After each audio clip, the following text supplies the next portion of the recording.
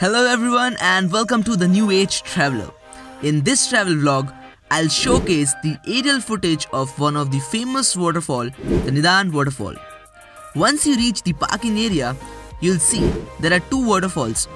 One is in the right side, which is pretty small, and second one is in the left side, which is the main waterfall. So we decided to visit the main waterfall. The local people guided us with two routes for the main waterfall. One route is pretty much easy, as you can see the raw pathway, and the second one is by trekking through the rocks, which is against the flow of water. Trust me, if you follow the trek route, you'll surely gonna enjoy it.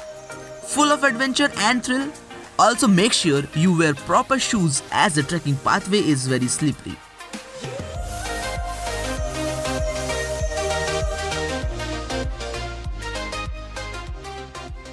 Now, how to reach this beautiful destination?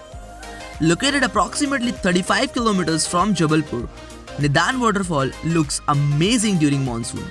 Straight road from Deendayal Chowk, that is the ISBT Jabalpur, towards Katangi Damo Road via NH35.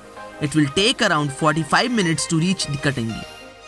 Once you cross the Katangi city main market, on the left hand side, you can very well see the waterfall.